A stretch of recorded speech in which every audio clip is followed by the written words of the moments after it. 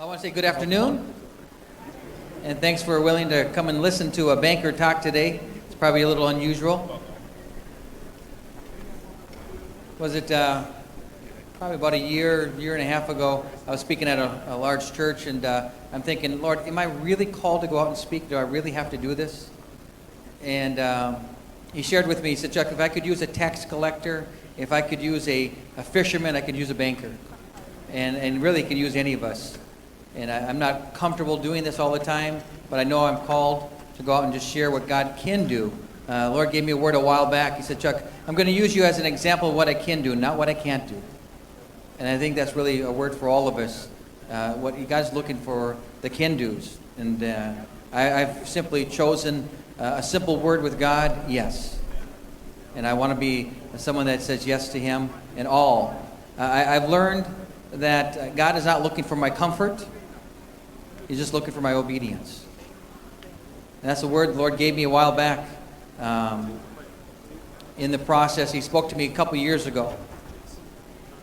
And he spoke to me, He said, Chuck, I want to simplify myself to you, make myself so easy, so understandable, that for you, I'm going to narrow down my entire scriptures down to one word for you. I said, Lord, what is one word that describes everything? Is this even possible? He said, yes. I said, what is one word that describes everything? He said, obedience. Just give me that one word. He said, if you look at if you give me your obedience, I promise you this. I'll tell you what to say. I'll tell you what to do. I'll tell you where to go. And when I send you, you can even tell them I sent you. He said, if you look at the beginning of time with Adam and Eve, he said, that's all I asked them for is their obedience. He says, you'll find this one word as a common thread from the very beginning of time to the very end of time. Give me your obedience.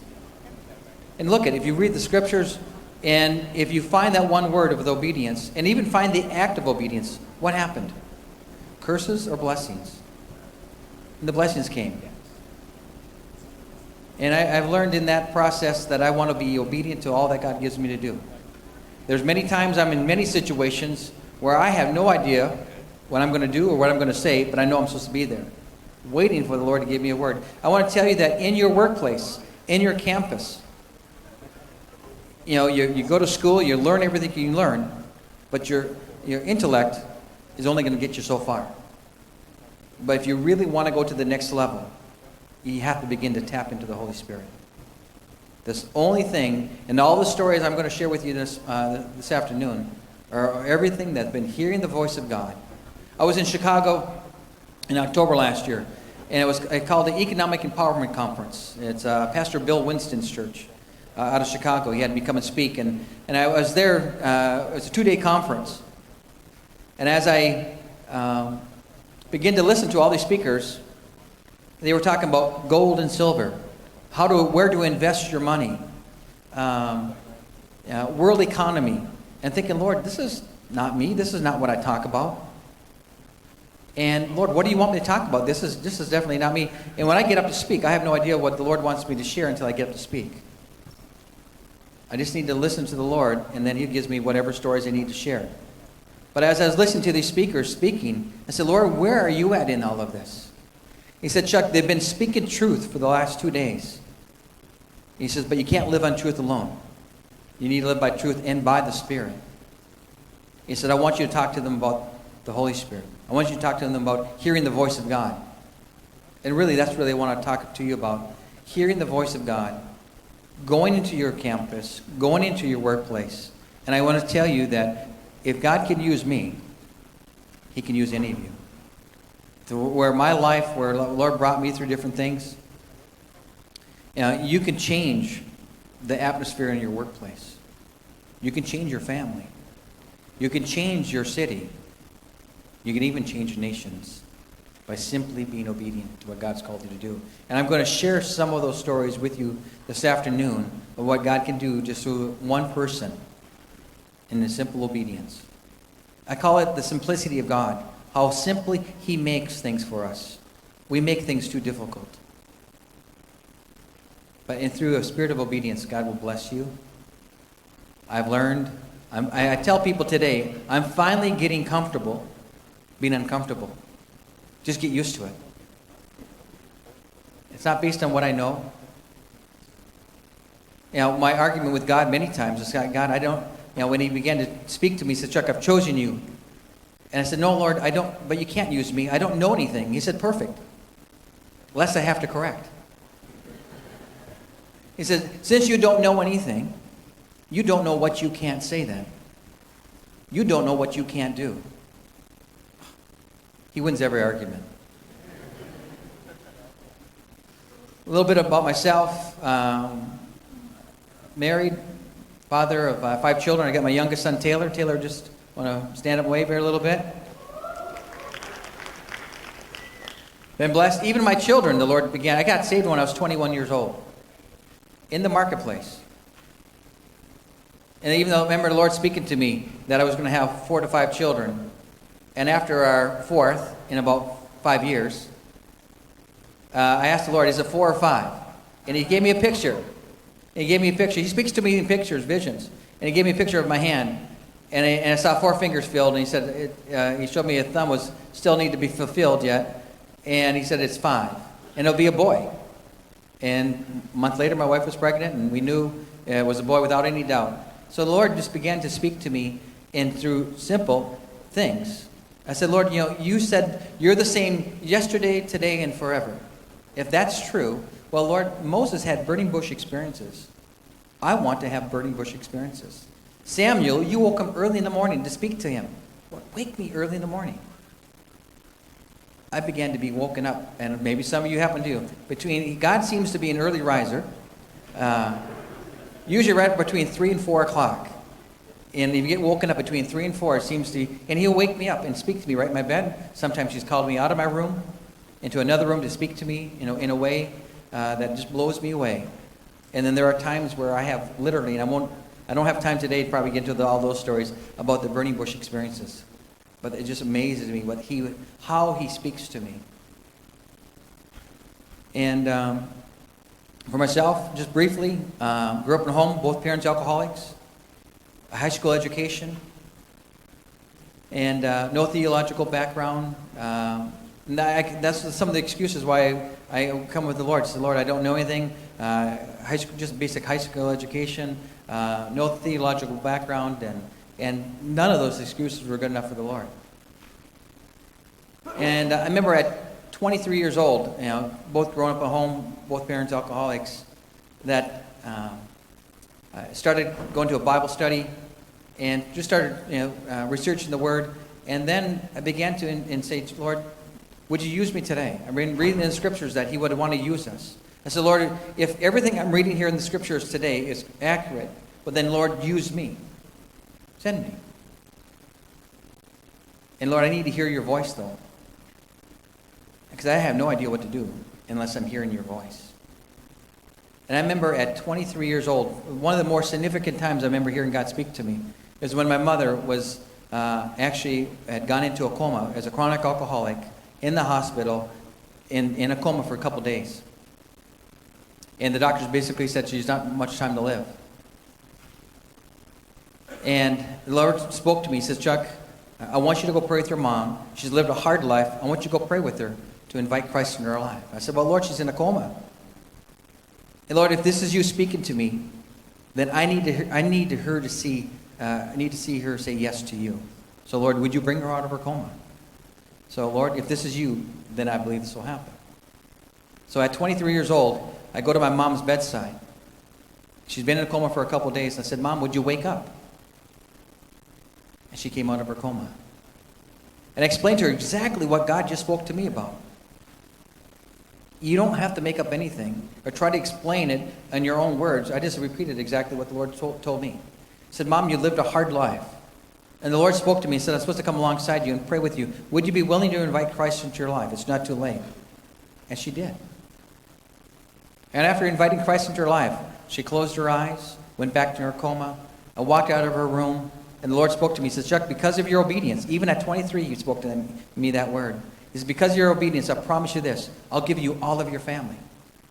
It took 18 years, but my father, my grandmother of 85, my other 4 brothers and sisters, 18 years, but he allowed me to pray with all of them. My own children. And then he even blessed me even beyond that. Just recently, 2 years ago, my father passed away. I said, Lord, you said you'll bring light to darkness even in times of death. Lord, how are you going to bring light into my father's death? He said, I want you to do an altar call at your father's funeral. Now, my father grew up in a Catholic church. I don't know how many altar calls they do in the Catholic church. But the Lord said, this is what I want you to do. I said, okay, Lord, if this is you. Now, years later, I'm still doing this yet. I said, Lord, have my brothers and sisters ask me to speak at the funeral. As a sign to me that I'm supposed to do this. I need to know, Lord, this is your will. This is what you want me to do. A couple hours later, they came up to me and said, Chuck, you like to speak. I don't know if I'd like to speak, but you're the speaker in the family. Would you be willing to speak at Dad's funeral? And I said, yes. And so I went to the priest. I said, can I tell a story about my mom and dad? He said, oh, sure. So we got about 150, 170 people at the funeral in the Catholic Church. And I spoke. And I said, I told them the story about how I prayed with my mom. And I told them the story how I prayed with my dad. I said, you know what? My mom and dad love you guys. And that's why one reason you're all here today. And to honor them, respect them. But I know that they would all love to have eternity with you. I'd like to pray the same prayer I prayed with them, with all of you. So if you wouldn't mind, I'm going to pray this prayer out loud. And I'd like you to all of you join with me and pray and invite Christ into all your lives. And so I led them through this prayer, inviting Christ into all of their lives. So not only did God give me my brothers and sisters, my father, my grandmother, but all of their friends, all of their cousins, and everyone else, by simply walking in obedience. And through that process, as God began to speak to me, hearing his voice, God can change your life by simple obedience in little things. Lynette talked about it this morning. You feeling the insignificance of your life. And I tell people the same thing. I ask the Lord, why are you doing these things in my life today? He says, because you've been obedient in the little things in your life. Now I can trust you with the greater things. And I've learned those things I thought in my mind were the greater things now become the little things in my life, because God begins to be greater things in my life. And in that process, the Lord began to speak to me in the marketplace. At 25 years old, I was working selling furniture. 25 years old, I got, 25 years old, I've got 4 kids at the time. And I remember the Lord speaking to me, and he said, Chuck, someday you're going to pray with a customer. I never had done that before, but I said yes. Now be careful I'm going to give you this as a warning, be careful what you say yes to when the God speaks to you, because he'll hold you to it. But I remember saying yes to him. I said, okay, Lord, I can do this. About 3 months goes by now. Now, he didn't do it right there on the spot, but 3 months goes by, and a particular customer walks into the store. And as he began to walk into the store and approach me, the Lord spoke to me and said, Chuck, this is the one. And I knew what he meant. I said, but no, Lord, I can't. I got a bad week going. I've got, what if he gets mad at me? I'm on commission. I came up with about a half a dozen excuses why I couldn't pray with him. But as he approached me, I said, okay, Lord, okay, I'll do this. But I don't know how. But if you open the door, I'll open my mouth. And he came in looking for a mattress. And all of a sudden we started walking down the aisle, and he began to explain to me, he's divorced. He's got custody of the children. Life really stinks. He stops and says, why am I telling you this? I came in to buy a mattress. Those are the God opportunities. Those are the God stories where you get an opportunity to enter into. I believe that those things just don't happen to me. I believe many of you, complete strangers even, or even close friends, begin to tell you the woes of their lives. Those are God opportunities where you can begin to speak into those things, into their lives. Watch for those opportunities. I've been praying with people for over 20-some years now. Not one person's ever said no. But I've listened to the Holy Spirit, which one, what to say, what not to say, when to say it.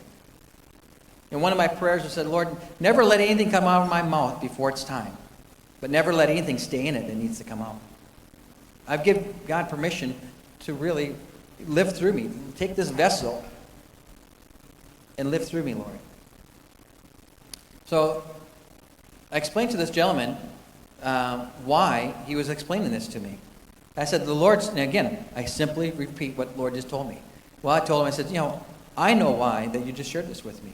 3 months ago, the Lord said that somebody like you was going to come into the store. I was supposed to pray with you to invite Christ into your life. Can we do that? And he did.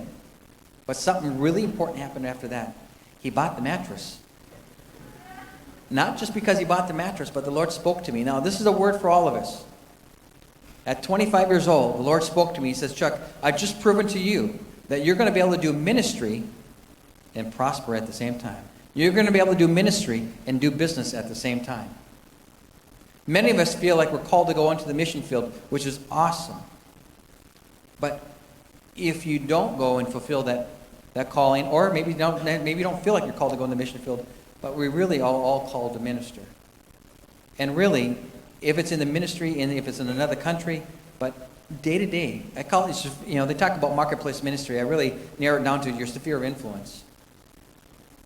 And I make myself available every day to God. And I remember at 27 years old, the Lord spoke to me. He said, Chuck, when you turn 40, I'm going to begin to use you. And I remember saying, okay, sure, Lord. But after he says that, he said, I'm not only going to use you, but I'm going to accelerate the things in your life when you turn 40. And so he says that to me. I'm thinking, Lord, why do you bother with me, God? I don't go to church on a regular basis. And I'm trying to put myself as this perfect Christian, and I go to church on a regular basis. I don't read your word on a regular basis. And why do you keep interrupting my life?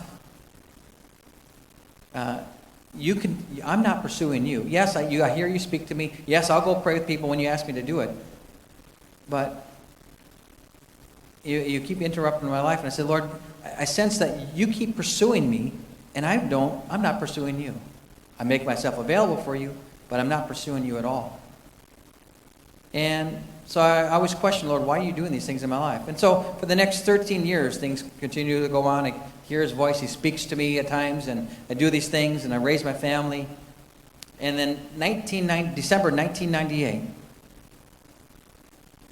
the Lord reminded me of what I said yes to 13 years ago. He said, Chuck, remember what you said yes to? And I said, yes, Lord, but you can't use me. Look at my life. I know, Lord, that you have forgiven me, but I have a look at my life, and Satan reminds me of all the sin in my life. Lord, wouldn't it be easier for you just to go find someone else? He said, no, I've chosen you. This is your time. And he said, Chuck, I'm going to teach you how to forgive yourself. I said, how are you going to do that? He said, I want you to go on a 40-day fast, a water fast, a juice and water fast. I said, I've never fasted one moment of my life. And he wants me to go on a 40-day fast. I said, Lord, when? He says, now it's December 1998, and he says, January 1st, 1999, I want you to start your 40-day fast. Because I looked at the calendar, I counted out the days. January 1st to February 9th, it's 40 days. February 10th, I turned 40. He got my attention. I said, Lord, why me? What's going on? He said, Chuck, I've called you a forerunner. I said, Lord, what's a forerunner? He gave me this picture of someone going over the mountain and around the bend where no one can see. He said, I'm going to take you to places, I'm going to show you, and I'm going to send you back, and I want you to lead them to these places. And this is what I want you to do. He says, the 40-day fast, he said the 40 days, he says, as a forerunner, he says, you can't run a very straight race when you got your head cocked and turned around and looking over your shoulder all the time, looking in your past. He said, I want you to stop looking in your past and begin to look into your future, the places I've called you to go. And he said, and I mentioned to you, I'm going to accelerate the things in your life. Well, that sin in your life is like baggage. It's weighted you down. I'm going to sever that baggage in your life. I'm going to get rid of that sin. Because I'm going to accelerate the things in your life. And this is what I want you to do. The 40-day fast is going to represent 1 year of your life for the last 40 years. So the first day, and there's years of grace. So when you're day 10, you're 10 years old. I'm going to remind you of your past. the good and the bad. Day 20, you're 20 years old. I'm going to remind you what you did when you're 20 years old, the good and the bad. And you're going to ask me for forgiveness, and this is what I want you to do. Every day, you're going to take a shower. You're going to stand before me, and as you wash yourself, I'm going to wash away the sin of your life, of those years. I thought, Lord, what? I can't wait. He said, I'll tell you this. You will not hunger for one thing but more of me. There will be grace on this fast. And I couldn't wait to get rid of that baggage, to get rid of the things that Satan would remind me of. And so the fast began. And as I got through that fast, I was so blessed. But there were certain years the Lord required me to go back to certain people and tell them what I did, even though they may not know how I sinned against them. He said, I don't care if it was 20 years ago. Certain people I want you to go back to and tell them what you did. It's not just for you. This is for them. And tell them what you did. And in that process, God began to deliver me from all the things in my past. I was getting set free. That weight began to lift off of me. And I remember getting to day 36. I said, Lord, you said that every year represents 1 year of my life. But day 40 is the future. It's not my past. What do you want me to do on day 40? He said, I want you to do a prophetic act again. He said, on day 40, he said, I want you to give up everything. No juice, no water. You'll have absolutely nothing on the last day of your fast. I said, why is that? Because that's exactly what I'm going to ask you to do in the future of your life. I'm going to ask you to give up everything for me. You will die to yourself. I can't wait. And I remember also, too, during a time of worship, about that same time frame, I remember in worship, I saw the hand of the Lord come down. And he had 3 gold keys in his hand. I said, Lord, what do these keys represent? He said, they represent the marketplace, the church, and the marketplace, the church, and government. He says, I'm going to give you favor in all 3 of those areas. And I'm going to share some stories with you how God has opened the doors where no door has been locked. Where he's opened the doors where you go into the marketplace, into the church, and into government. As we begin to go through that walk, and as God began to deliver me from things of my past, as I went through my walk with the Lord in through the marketplace, began to be used more in a greater way, and he began to speak to me about government, about the church, and about the workplace. But I remember one thing as we opened up this bank. A good friend of mine, Dwayne Kropinski, approached me and said, Chuck, I've been wanting to talk to you. Dwayne and I used to work together years ago at another bank, and we parted ways, and we got back together in 2000. And he wanted to speak to me about starting my own bank, starting our own bank. And so we began to speak about it. And I worked for this other company called Marquette Bank. And I was working for who became a friend of mine, Carl Pohlad. Carl Pohlad is actually one of the owners, is the owner of the Minnesota Twins. He was, I met Carl when he was 83 years old. And Dwayne approached me and said, Chuck, I want you to come work for me. And I prayed about it, and the Lord said, go. So I remember having to go to Carl Pohlad and tell Carl, after we became friends, that I was going to leave his bank. And I want to share a brief story about Carl and how Carl and I became friends. Carl was a multi-billionaire. He owned 135 banks when I was working for him. I was a loan officer, just a loan officer, just doing basic loans, mortgage loan officer. And I remember Carl calling me one day, and the staff at the bank said, "Oh, Mr. Pohlad is on the phone." And I said, "Sure, right. Why would Carl Pohlad be calling me? He owned 135 banks. Why is he calling me specifically?" And so I took the call and said, "Hi, Chuck. This is Mr. Pohlad. You're doing a loan for a family friend of mine's son, and I want you to reduce his closing costs." And I said, "Well, we can do that. I gave him a pretty good deal already," and talked with him. And he said, "Just do me a favor and just do it for me."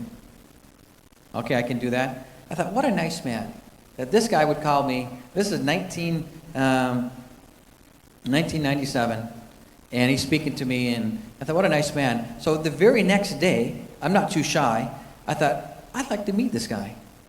And so I called him back up. I called his office in Minneapolis and said, Mr. Pohlad, I did that favor for you, but I would like to meet with you. I'd like to have lunch with you. Since I did that favor for you, I'd like to have lunch with you. And he said, well, sure. Well, that lunch, I remember hanging up the phone. The Lord spoke to me. He said, Chuck, when you meet with him, you're going to pray with him to invite Christ in his life. I thought, cool. Well, no one else has ever said no, and Mr. Pohlad needs the Lord just as much as anyone else, so I thought, okay, well, we'll see what happens. Well, that call, that lunch appointment got rescheduled and rescheduled and rescheduled, and it took me 1 year. Finally, October 20th, 1998, we finally have lunch. He would have said no, I would have dropped it, but he kept on rescheduling it. And the Lord, during that time, he says, pray that his heart would be ready to accept Christ in his life. So for 1 year, I'm praying and interceding for a man that I've never met before. That's my boss. And not knowing really what's going to happen, just trusting what I heard from the Lord was really going to come to pass. And so I began to pray for him for 1 year. And he said, Chuck, not only are you going to pray with him, but you will become good friends with him. And you'll pray with him many times. Okay? So I continued to pray for him. Finally, a couple of days before October 20th, the secretary calls me, Linda, and says, well, Chuck, the lunch appointment's scheduled. We're not rescheduling it. It's done for sure. I thought, you guys are just tired of calling me. You're finally going to come through with this lunch here. But I'm getting really nervous now. I'm thinking, Lord, are you really going to go do this? I remember telling my pastor and a good friend of mine, would you pray for me tomorrow? I'm going to go praying with Mr. Carl Pohlad tomorrow. They both laughed. I said, sure you are. And so I'm serious. I need you guys to be praying for me. And so they knew I was serious. And I'm getting ready to go down to his office. And for some reason, all of a sudden I felt burdened to pray for his wife, Eloise. And I don't know why, but so I go tell my wife. I said, honey, I'm supposed to be praying for Eloise. I don't know why. Well, she said, well, here, I happened to make some banana nut bread this morning. Let's wrap it up. And once you wrap it up and put it in a little gift bag and bring it down for Carl, that he can bring home for his wife, Eloise. And to me, for some reason, it made sense. And the only bag that we have in our house is this pink little bag. I'm thinking, oh, Lord, no. He could buy the bakery, and I'm bringing this banana nut bread down to him. It doesn't make any sense, but I know I'm supposed to do this. I've been blessed with a wife that's very spiritual, understanding, hearing the voice of God, and I really listen to her. Not always comfortable, but I took the bag, put the banana. This is like taking like a sick neighbor a loaf of bread. And I don't know why I'm doing this, but I'm supposed to do it. And she said, oh, by the way, don't forget to pray before you eat now. Yes, dear. And so I go off down to meet this gentleman who's 83 years old. I've never met him before. And he shuffles out of his office. We get introduced. He said, let's go to the office. And the Lord had spoken to me before I got down there. He said, Chuck, now you will become good friends with him. I said, well, Lord, if that's true, then, Lord, give me favor with the staff. I need favor with the staff. I'm going to be meeting him. And so here, right in front of his whole staff, I tell them about this banana nut bread, and they say, well, here, leave it here with us. Oh, excuse me, I said, Carl, before we leave, I have this gift for you, but it's not for you, it's for your wife, Eloise. He said, well, what is it? And I said, well, it's banana nut bread. And he smiles real big, and he says, that's her favorite. So and the staff says, well, leave it here for us. We'll make sure she gets most of it. And so he immediately gave me favor with Carl. And Lord has also really has taught me just to treat everybody just like normal people. Not to respect them and to give them honor for what they've done, but to treat them as normal people. Not to be intimidated by man. And so I walk in that level where I really want to respect people, but not to be intimidated. Not allow fear to come into my life to stop me from what I'm supposed to be doing. And so we go off to this Minneapolis men's club, and we get in there, and Carl, and I asked Carl before we get to eat, I said, Carl, could we pray before we eat? And he said, sure. So I pray, bless him, and he said, Chuck, I sure wish people would do this more often. And for the next hour and a half, Carl and I just talked stories. And I said, Lord, he's such a nice man. Are you sure I'm supposed to be doing this? He says, Chuck, does nice get you into heaven? I said, no. And then he talks to me about Robert Schuller, Crystal Cathedral, Robert Schuller out of California. And he tells me how he's friends with Robert Schuller. I said, well, Lord, hasn't Robert Schuller prayed with him? He says, nope, I saved him for you. He said, it'll mean more to people that you prayed with them than Robert Schuller or Billy Graham, because they would expect that. But not somebody like you. And I said, okay, Lord. But Lord, I can't do it here. I'm not comfortable doing it here. Ask him to go back to his office. Tell him you want to pray with him about something. So after an hour and a half, Carl says, Chuck, I really got to get back to my office. Now, I met my boss for the first time. I've known him for an hour and a half. And says, Carl, can I go back to your office with you? I'd like to pray with you about something. And he says, sure. I'm thinking, okay, here we go. So I get to his office now. And he says, okay, Chuck. He looks at me. He says, well, what do you want to pray about? I'm thinking, okay, Lord, it's your turn. I've carried most of the conversation here, and I have no idea what I'm going to talk about. But all of a sudden, the Lord gave me a picture and reminded me of something very quickly. And I said, Carl, you know what? 2 weeks ago, I was in church. I had my hands up in the air, and I was worshiping God. My hands got extremely hot, and I asked the Lord, what are you doing to my hands? He said, I've anointed your hands for healing. I want you to begin to lay hands on people for healing. Carl, during lunch, you told me you had hip and knee problems. And I'd like to lay hands on you and ask God to heal you. Could we do that? He said, sure. And I said, what do you want me to do? I'm looking around. I see his conference room. Let's go in there. I'm really nervous. I have no idea what's going on. Because I've never... Now here, the first person God sends me to is my boss for healing. And so I have no idea what I'm going to even do. But I just know he just said yes again. I'm waiting for a no to come along so I can just walk out and be done with it because I'm so nervous. And I can tell you that when I went into his conference room and shut all the doors, the reason I went in there because I didn't want anyone walking in on me. And I said, okay, Lord, what do I do? And he says, get on your knees and lay hands on him. So I got on my knees, I laid hands on his hips and on his knees and asked God to heal him. And the Lord said, and after I got done doing that, he says, you're not done. I said, okay, all right. Carl, the Lord didn't bring us together today just to have us have a meal together today or even to heal you just today. But if you were to die tonight, would you go to heaven? He said, well, sure I would. I said, why is that? He smiled real big. He said, oh, I'm Catholic. And I said, Carl, no denomination is going to get you to heaven. Catholic, Lutheran, doesn't matter. He said, well, what does? I said, inviting Jesus Christ into your life as a personal savior. He said, well, how do you do that? I said, well, would you be willing to do that with me? I'll pray and lead you through that prayer. And he agreed. So he prayed and invited Christ in his life, just as the Lord said he would. Still today, 2006, I still get together with him. Still pray with him. He's 90 years old. The Lord has allowed me to speak into his life a number of times. But in 2000, I had to go to him and say, Carl, I'm going to have to leave your bank. The Lord gave me word to go start my own bank.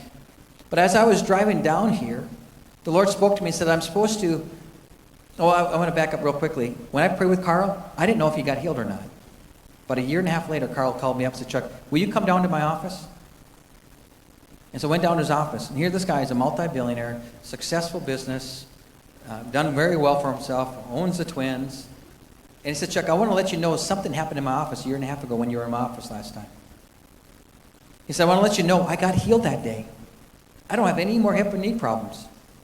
Secondly, he said, I want to let you know that for the last 5 years of my life, before you came to my office, I want to let you know I was a very unhappy man. But he said, I want to let you know today I'm happy. And I want to invite you into my life to begin to tell me more about God. It's like, oh, Lord, this is exactly what you said was going to happen. But then that same year, I have to go to him at the end of the year and say, Carl, you know what? And I thought that might wreck our relationship. But I had to go to Carl and say, Carl, I got to leave your company. But as I was coming down here, the Lord spoke to me and told me I was supposed to ask you for something before I leave your company. The Lord showed me that you have an anointing to raise up banks, financial institutes. And God has asked me to ask you, Carl, would you lay hands on me and impart that into my life and release that into my life? Now, how many would like to go to your boss every time you left a company and ask for a prayer and impartation and a blessing before you left the company, right? So I go to him and I said, Carl, would you do this for me? He said, sure. And so we join hands and he begins to pray, Father, you've given me much. Now I want to release into Chuck's life. And as soon as he said release, I felt this like electrical current flowing from him into me. I was receiving the impartation physically. I could feel it I said, but Lord, what's going on here? I said, this is more than just an impartation. This is like a passing of a mantle. This is a father's blessing. And Lord, he has 3 sons. Aren't they supposed to receive this blessing? He said, no. They said, they will receive the monetary blessing, but you're going to receive the anointing. Now be quiet and receive it. And so I received it. And then a couple years later, the very first bank we built, the one I'm at right now, is a bank that he could not build. He wanted to build right in that location, but they didn't have any city or sewer and water out there yet.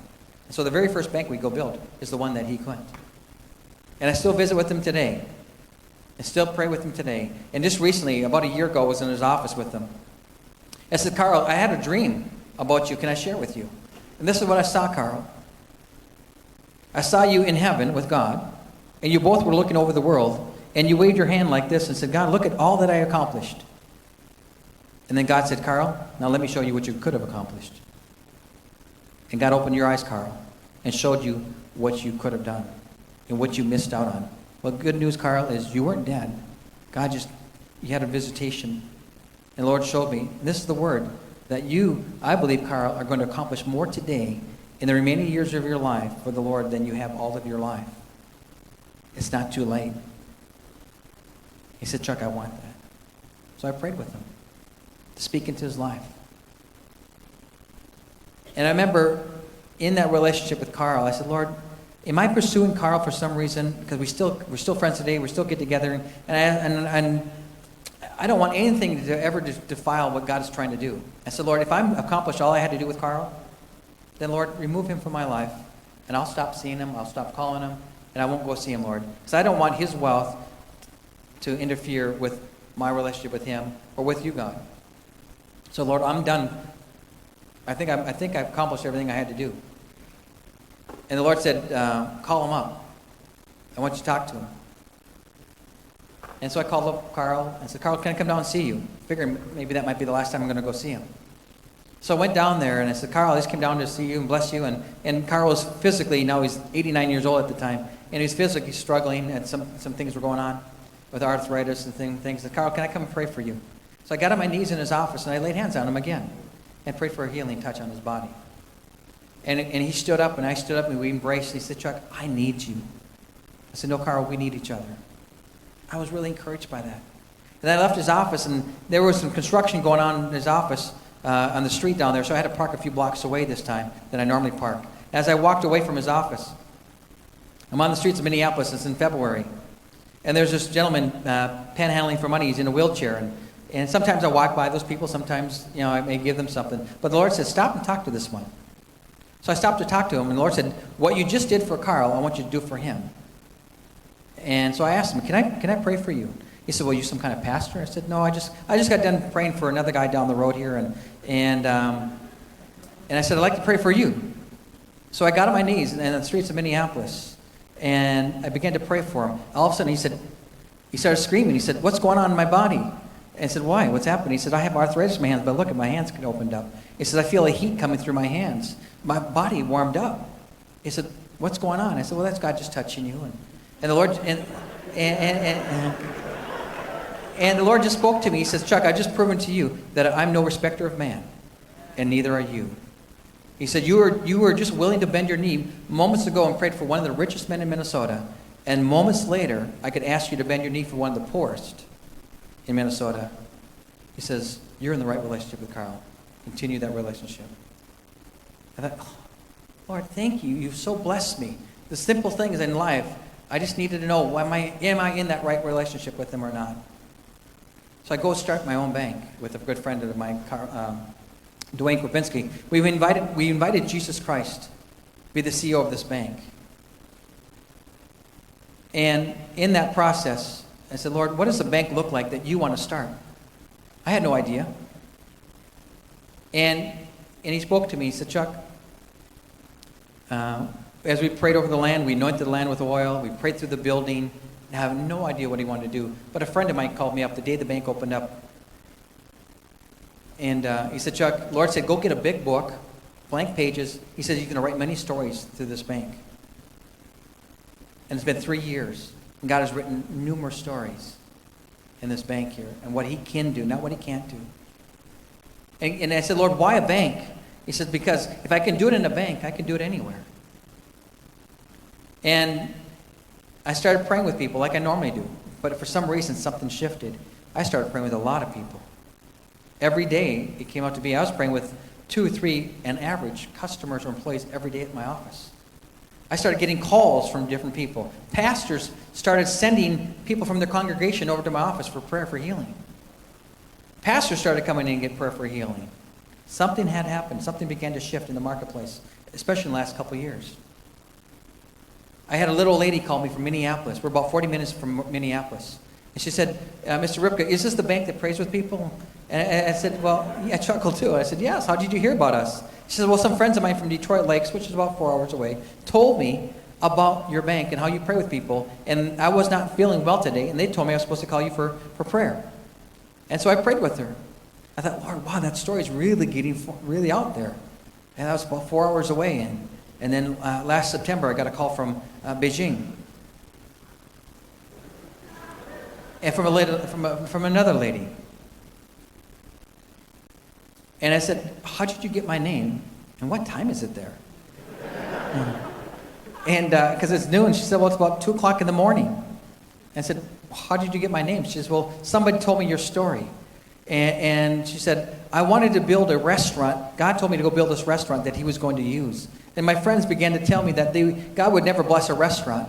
Then they told me your story about your bank. And I went on the internet and I typed in your name. And I began to read all these stories about you and your bank. And I realized if God could use a bank, he could use a restaurant.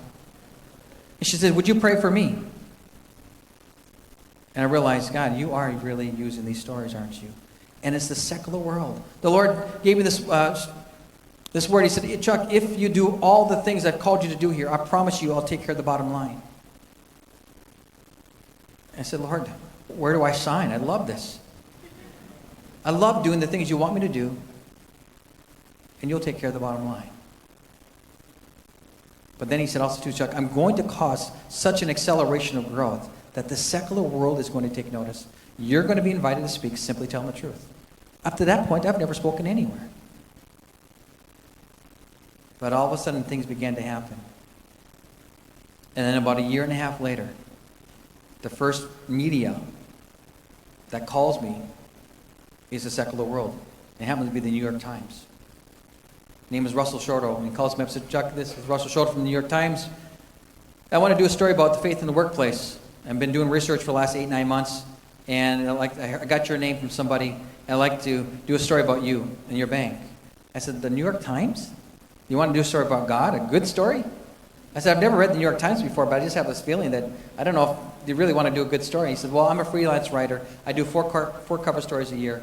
I like to do a story about you. So I talked to him for about 20 minutes. I felt at peace with them, talked to them, and he said, I'll get back to you. About a week later, he calls me up and said, Chuck, well, I made a decision. I'm going to use you and your bank and put you on the cover of the New York Times.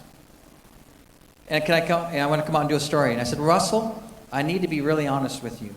He says, the moment we hung up the phone, I began to pray for you. And I believe the Lord showed this to me. I believe you coming to Elk River is more about you than about us. I sense you're searching for your destiny. You're going to find it when you get out here.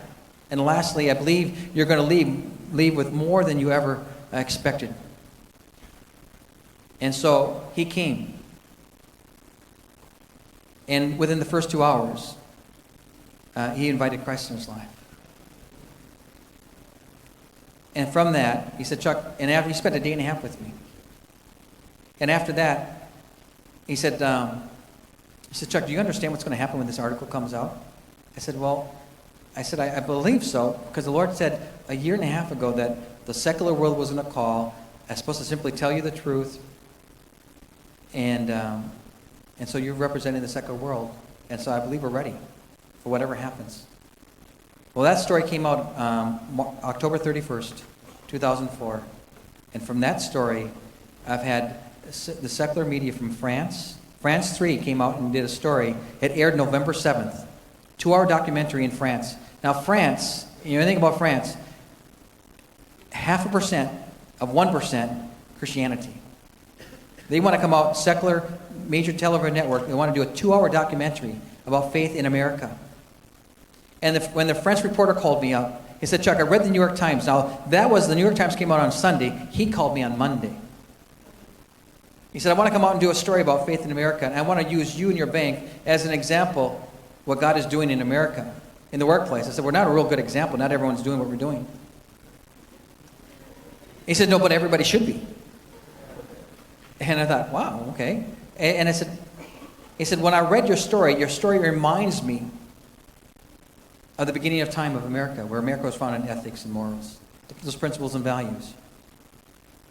He said, I want to do a story and come out and do a documentary because, you see, America needs to return to those basic things. And see, in France, we're going into such a darkness ourselves.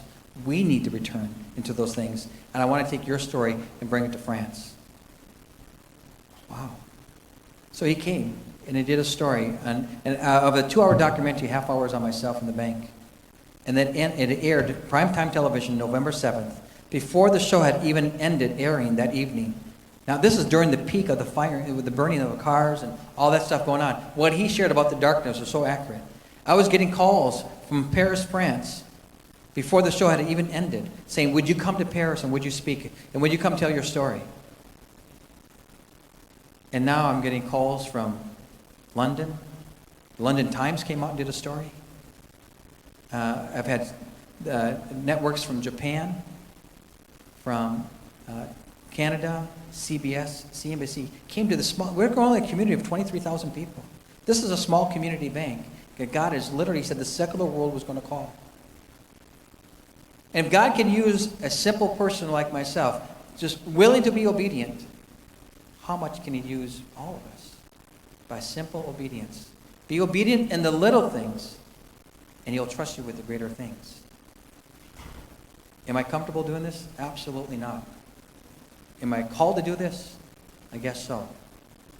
But I want to be obedient to what God continues to call to do in my life. One thing I've learned early in my life, as I began to search my Christian walk with God, God began to speak to me early on. And he spoke to me one time. I was praying for a neighbor of mine that was sick, that I've never met, but I heard he was sick, so I was praying for him. And the Lord spoke to me and he said, Chuck, stop praying for him. I said, Lord, but aren't we supposed to pray for the sick? And he said, yes. But he said, I want you to stop praying for him because I want you to go pray with them. And I believe that's a word for all of us. Stop praying for people and start praying with them. And be obedient to what he calls you to do. I'm not telling people to be Chuck Ripka. Just be who God's called you to be. In that simple obedience, he will speak through you. And I'm not comfortable with it. But God has continued to open up doors. I could be literally standing hours telling you stories of what God can do, not what he can't do. Through the marketplace, within the church, within government. And just simply willing to be obedient to the things he calls you to do. And because of that, you will be blessed. I thought first with obedience came blessings, because I got blessed every time I saw lives changed. We have had over 120 some salvations at the bank. We've grown from $5 million to $135 million in total deposits and assets. Simple obedience. Physical healing's taken place. We've had 23 employees get saved. But I get blessed by seeing anybody that I pray with, to invite Christ's life, because I see their lives unfold before me, their lives being renewed, transformed. And I get blessed by seeing that.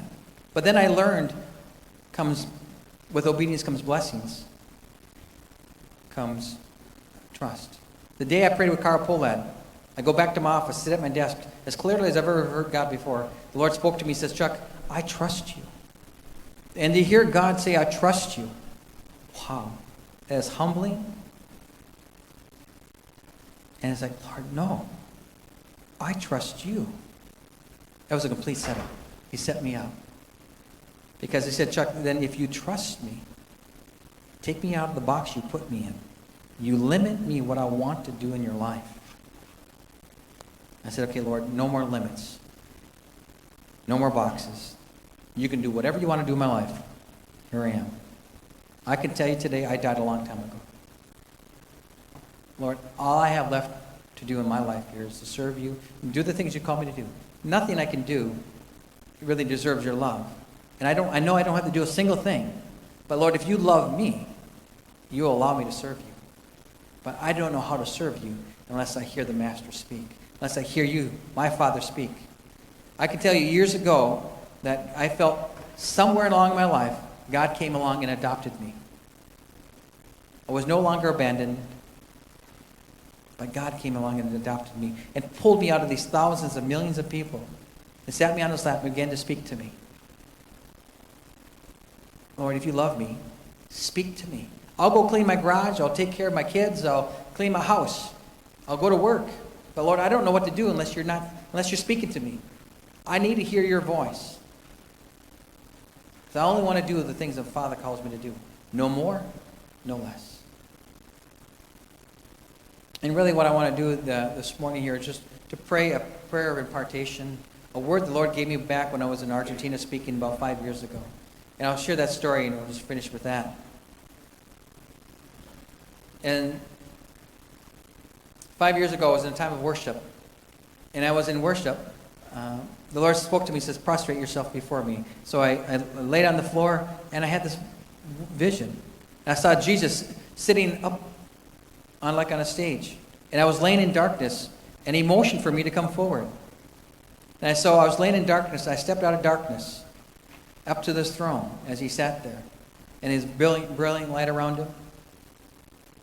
He said, come forward. And so I moved forward, and next to his throne was this crown. And he picked up this crown, and he motioned for me to put my head down. He put this crown on me. He said, Chuck, this crown represents the authority that I place upon you. He said, even the demonic will recognize the authority I placed upon you. Wow, God, thank you so much. He said, I want you to release you now into your sphere of influence, into your workplace, and go with that authority now. And I said, Lord, but I'm confused.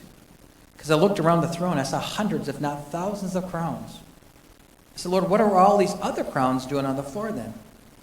And he said, turn around. And I turned around, and where I came out of darkness, where I laid in, I could see shadows in the darkness walking away from his throne. And he pointed out into the darkness. He said, Chuck, I've called you to call them back to the throne, to receive their crown of authority. See, because with obedience comes authority. And God wants to give you, I believe, your crown today. Some of you walk already with a crown. But I know that because of authority, God, at different times in my life, has placed even a greater authority upon me. And I believe he wants to give you even a new crown. That even the demonic will recognize the authority. That you can change the atmosphere with the authority that you walk with in your campus because you have authority. You can change the atmosphere in your classroom. You can change the atmosphere in your home, in your city, and in the nations because of the authority that you walk with. And what I want you to do, if you would like to receive that crown, stand here, and I'm going to pray with you. As God did for me, he will do for you now.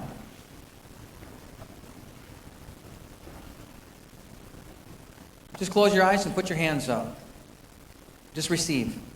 This is time to receive. Lord Jesus, as you did for me, now, Lord, I ask you that you would do for them. And Lord, as we all stand before you, Lord, and Lord, as you prepared their crown for each and every one of them, and Lord, as you prepared their crown for each and every one of them, I ask you now, Lord, would you take that crown as you did for me, would you take that crown and place it upon them? That everyone that is here, that they will too receive their crown of authority. That they too would walk with authority now into their places, not to stay in the light, but to go back into the places of darknesses, go back into their workplace, but walk with authority. So now, Lord, would you place that crown upon them? And just say, Lord, I receive it. And now, Lord, I want to take the authority that you've given me here. And I want to commission you. I want to release all of you into that place of destiny with that authority that you will go with. Father, you've given me much. And I take the authority that you've given me and I release that spirit of obedience into every heart, every soul, every spirit that is here today. That they too will walk with the obedience on their hearts and their minds, willing to be comfortable being uncomfortable, willing to say yes to all the things you would call them to do. And I just want to say, I want to release you the things of your past, as God took me through 40 days of severing the things of my life from my past. That no longer you'll have to look over your shoulder, to look behind you, to the things that Satan would want to point out to you, but your heads would begin to turn around and begin to look to the future where God's called you to. So now I release you into the fullness of where God's called you to go. We command all fear, all anxiety, all doubt that would rise up against you to go beneath the feet of Jesus Christ. That you will walk in the fullness of what God has called you to walk into, with excitement, with anticipation. That you no longer will walk by the stories, but you will enter into them. Just simply saying, yes, Lord, use me, send me today. So Lord, we bless every heart. Lord, we speak peace into your mind, into your hearts, into your homes, into your workplace. And I release you into your sphere of influence, into your marketplace, to be the ministers that God has called you to do, to minister to the people that God puts before you. It doesn't matter who they are. It doesn't matter what kind of money they make, from the poorest to the richest, to the most influential. But be obedient and open your mouth, and God will fill it. He'll tell you what to say. He'll tell you what to do. He'll tell you where to go. And you can even tell them he sent you.